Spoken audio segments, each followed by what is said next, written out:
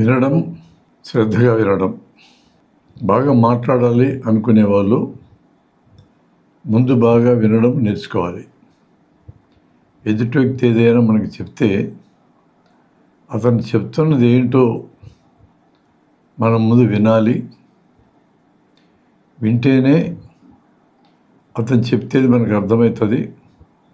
అర్థమైన తర్వాతనే దానికి ఎంత జవాబు చెప్పాలి, ఎలా జవాబు చెప్పాలి అనేది మనం ఆలోచించుకొని చెప్పగలం. మనం పెరిగే క్రమంలో కూడా ముందు పిల్లలు వింటారు. విన్న పిల్లలకి మాట్లాడడం వస్తుంది. అందుకనే పుట్టుకతో చెవుడు ఉంటే అంటే వినపడకపోతే పుట్టుకతో మూగితనం వస్తుంది, మాట్లాడటం కూడా రాదు. అందువలన మాట్లాడడం రావాలి అంటే వినడం చేతనై ఉండాలి. మనలో చాలామందిని వినేటప్పుడు శ్రద్ధగా వినకుండా అవతల వ్యక్తి మాట్లాడడం ఆపేసిన తర్వాత మనమేం మాట్లాడాలా అని ఆలోచించుకుంటూ ఉంటాం. అది వినడంలో సరైన పద్ధతి కాదు. విని అర్థం చేసుకున్న తర్వాత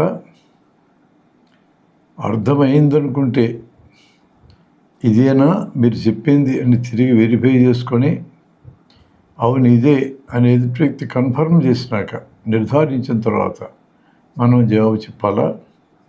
ఆ వినేటప్పుడు కూడా శ్రద్ధగా వినాలా. శ్రద్ధగా వినాలంటే కళ్ళల్లో కళ్ళు పెట్టి చూడాలా, తలకాయ ఎప్పుతూ ఉండాలా, ఊకొడుతూ ఉండాలి. ఇప్పుడు కథలు చెప్పేటప్పుడు కూడా ఊకొడుతూ ఉంటేనే కథ చెప్పే అతనికి ఇంట్రెస్ట్ పుడుతుంది. ఊకొట్టడం అంటే కథలు లాంటి వాటిల్లో సరే, సంభాషణలు సరే, కానీ క్లాస్ రూమ్లో పాఠం చెప్తా ఉంటే కూడా 40 మంది పిల్లలు కొడతా ఉంటే టీచర్ పాఠం చెప్పలేడు. ఇవన్నీ శ్రద్ధగా వినడానికి సంబంధించిన సూత్రాలు. శ్రద్ధగా వింటే అవతల వ్యక్తికి మాట్లాడాలనిపిస్తుంది, చెప్పాలనిపిస్తుంది. ఆ రకమైన శ్రద్ధని మనం చూపడం సంభాషణ కొనసాగడానికి ఉపయోగపడుతుంది. గొప్ప సంభాషణ చతురుడు ఎవరు అంటే బాగా వినేవాడే అని కితాబిచ్చిన వాళ్ళు కూడా ఉన్నారు.